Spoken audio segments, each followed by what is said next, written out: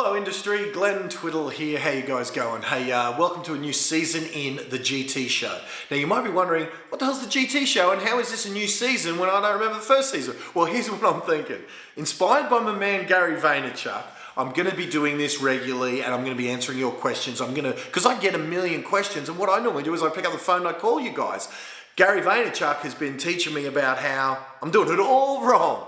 So this is going to be the GT show, but what I am considering season one, I'm putting in a little pigeonhole season one, is everything you've seen before on YouTube where I just put up musings and thinkings and trainings and different ideas. All of that 5 years worth of stuff, that's season one. This is season two. It's going to be way more structured. There's going to be episodes and volumes where you can send in your questions to ask me different things and I can give them the time they deserve. I can answer the questions as best I can in a format where you can track them, where you can sort of figure out what's going on, and it'll be fun. So this is the first edition, and this also goes to show you a little bit about how I never get over stuff. Because I recently had a guy, well, when I say recently, it's still in my head as recently. It was years ago. Someone said to me, hey Glenn, if everyone follows your instructions and does what you say, how can we all be number one in our area?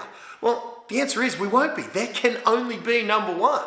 Only one number one, you know. It's like in Highlander, there can be only one, you know. There can only be one winner. So certainly if you're in an area where you're up against a Matt Steinway, or you're up against a Tom Carlin or a Chris Gilmore, or one of these guys that absolutely dominates their area, sure, you could play in their marketplace and be a well-paid number two, because of course no one agent can handle all the listings in any one area.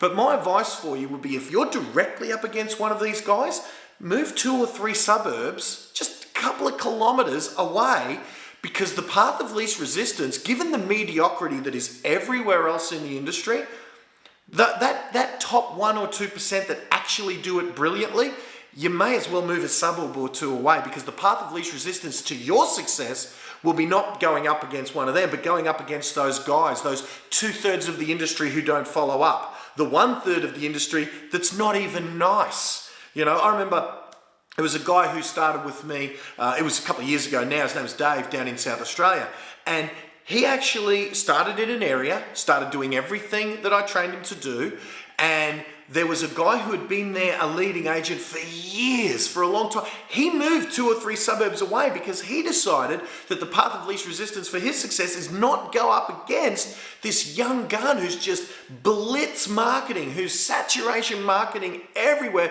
who's getting some real quick traction and some quick market share. He chased off the incumbent player. That's the sort of attitude. And in fact, you know what? He's right. He was right to leave, because 2 or 3 suburbs away, there was no Dave Cargill, you know. So so certainly that's the thing. We can't all be number one. So maybe move a suburb or 2 away. But here's the other thing that's a harsh reality. Not everyone's going to do what it takes to be number one. And that's the reality. You know, not everyone's going to implement the strategies. Not everyone's going to become the lifelong learner that it's going to require for you to get the MBA in real estate sales. Because there's the problem. It's just like with Tim Ferriss. When he had 2 choices. He was going to go 2 years at Stanford Business School. I think it was Stanford. But anyway, some prestigious university at a cost of $120,000. But then he thought to himself, when he got in there and it wasn't very practical, it wasn't very real world, he thought, you know what I'm going to do? I'm going to spend my 120 in the real world, and I'm going to do my own version of an MBA. So that's what he did, and look, the result is very telling. You know, that those investments that he made, all that money that he did with that 120 in that 2-year real world MBA. Boy, oh boy, that's paid dividends way above what a Stanford business degree would have given him, one would assume. So that's what you've got to do as well. You have to design your own real estate MBA, learning from people, whether it's from, you know, doing me the honor of allowing me to be one of your mentors, whether the guys like Matt Steinway, Tom Panos, Chris Gilmore, there's, you know, all these guys were success stories. Some of them are agents, some of them are coaches. There's no, I suppose, hiding what to do. Too many of the successful folks in this industry are willing to tell you exactly what to do. But there's still only a few number ones. There's still only a few legends that get asked to come back and speak at seminars time and time again. And that's because, yes, everyone can be number one. Everyone can be good enough to speak on stages and train and share some time like we did recently with Sir Richard Branson, with Arnold Schwarzenegger, with Eric Thomas, with the world's best. Not everyone's going to do what it takes in order to be there. So the chances of you, to my question asker saying, hey, how can we all be number one if we all do what, the answer is not everyone's going to do it. You're going to be probably the only one who'll do it. Now, the person in particular who asked this question in a rather accusing way once, he's not doing it either, So here he was worried about, how can we all be number one? Well, if you were the one who did it, which in one particular case he didn't do it, he would be number one, but he's not. So be the one. If the odds are 1,000 to 1 of making it in this industry, to making it to the 10-year mark, and I don't know what the odds are, I've heard a few statistics thrown around. One was the head of the REIA said that 9 out of 10 people that start in the industry aren't in the industry over 2 years. So if it's 90% fallout rate over 2 years, I don't know. That might mean it might be a 1 in 500, a 1 in 1,000 chance that you're going to be a long-term of 10 years. If the odds are 1,000 to 1, be the one. What are the odds that some bogan grew up in Ipswich with Arnold Schwarzenegger posters on his wall, get invited to his house for a poker game? Those odds are 1,000,000 to 1 plus. Well, there you go. You be the one, So it's kind of like this as an analogy. If 100 people decide when they're at a Bon Jovi concert, wow, I'd love to be up on stage playing guitar with Bon Jovi. A certain amount of them might go and buy a guitar. A certain amount of them might go out and do some lessons.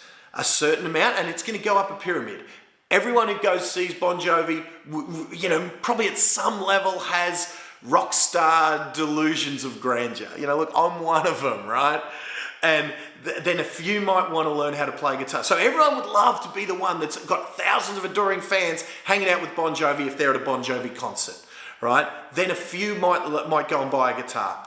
A few less might get some lessons. A few less might actually learn some songs from start to finish. How many people out there are there that can play the riff to Sweet Child of Mine, or can play the chords to Brown Eyed Girl? And that's the only song they can do. See, I used to be a musician playing in the pubs. And I remember this one guy, he could do a really good version of this song called, I didn't even know the song, but now I know it because of him. I think it was called In the Pines, and I think it was by Nirvana. And he could do a really good version of that. So every time I played at his pub, I'd give him my guitar and he'd play In the Pines or My Girl. I don't even know what it is. Nirvana fans, you're sitting there, you'll know the song. I don't know. But he'd do a really good version of that. But it's the only song he could play.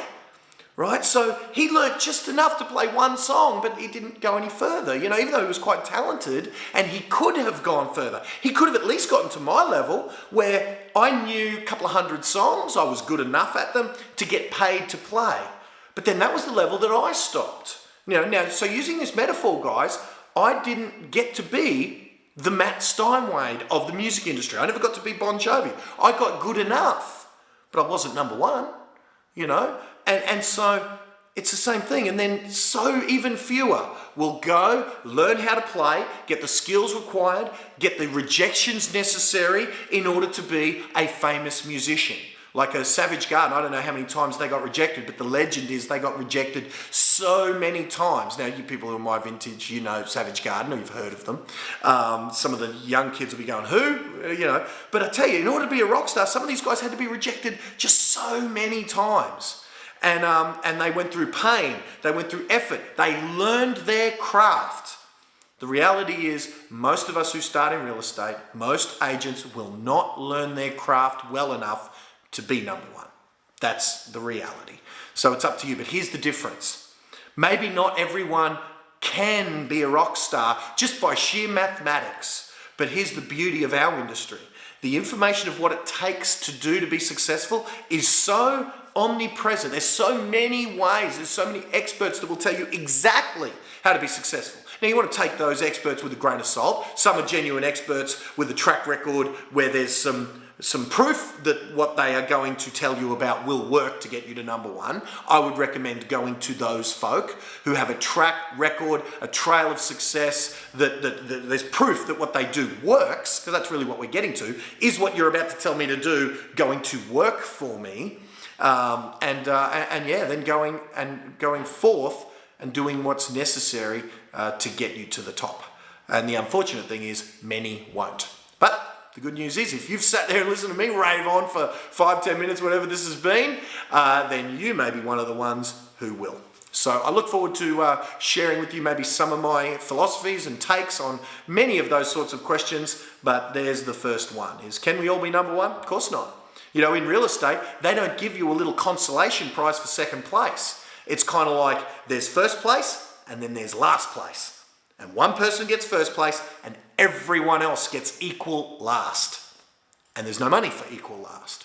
So guys, that's what, hook in. Get the job done, and thanks for listening to the first episode in season 2 that I'm going to call season 2, where the last 5 years have been season 1. Guys, thanks for listening. Hope that's been helpful. You know where to find me if you need anything. We'll see you next time. Bye for now.